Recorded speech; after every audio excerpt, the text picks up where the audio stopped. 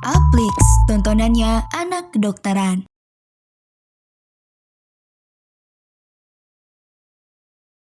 Halo semuanya, balik lagi bareng aku, Kak Ari, di video e-learning kali ini. Nah, di video e-learning kali ini kita akan bahas tentang kelainan, kedudukan bola mata, dan persepsi visual. Ya.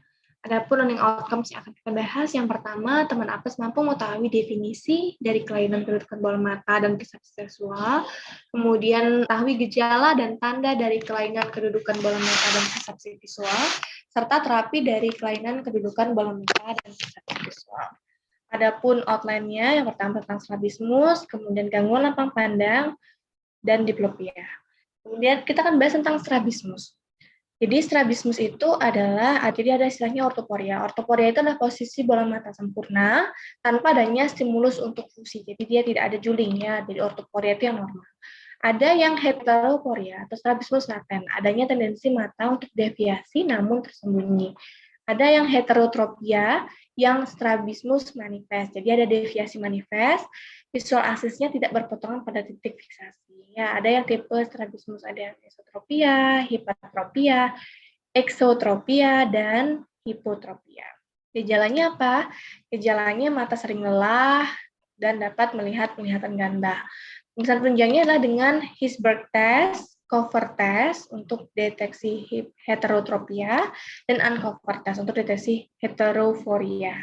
Ya, jadi ini Hirschberg test. Ya, nah ini cover test. Jadi ada satu mata yang ditutup. Ya, apabila setelah ditutup matanya juling, itu dia eksotropia.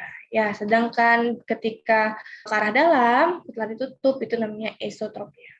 Kalau uncover test, dia akan kembali keadaan semula apabila dihilangkan penutup. Kalau misalnya saat ditutup, dia mengarah keluar, eksotropia. Saat ditutup, dia mengarah ke dalam, jadi itu esoporia. Ya. Oke, kita akan bahas tentang gangguan lapang pandang. Nah, gangguan lapang pandang itu ada anopia. Ya, jadi ketika di titik A, dia ada ditutup, ya, berarti satu sisi mata kiri tidak dapat melihat. Kemudian titik B itu di bitemporal hemianopsia, ya. Kemudian yang titik C itu rect homonymous hemianopsia. Jadi jelasnya ini ya. Jadi yang gambar yang pertama ini ketika ada lesi di optic nerve, ya, dia akan mengalami buta total. Soalnya di mata kanan berarti mata kanannya sama sekali tidak bisa melihat. Nah, ini optic nerve lesion yang pertama. Kalau kiasma optikum yang di sini nomor 2 itu bitemporal hemianopsia. Jadi dia tidak bisa melihat di sisi temporalnya, ya. Sedangkan di nomor 3 itu ini bipolar hemianopsia. Jadi dia tidak bisa, nomor 3 ini dia tidak bisa melihat di sisi temporal dua-duanya, ya. Kalau yang 2 ini dia tidak bisa melihat di bagian nasal hemianopsia. Sedangkan nomor 4 dia lab homonymous hemianopsia. Jadi ini seperti kalian tahu bahwa mata, ya, ini nervus 2, ya. Nah, bagian yang temporal ini akan melihat, ya, bagian nasal. Sedangkan di bagian mata sebelah nasal dia akan melihat bagian temporalnya, ya. Jadi apabila terdapat lesi di chiasma optikum, ya, dia tidak akan dapat melihat bagian nasal yang kanan.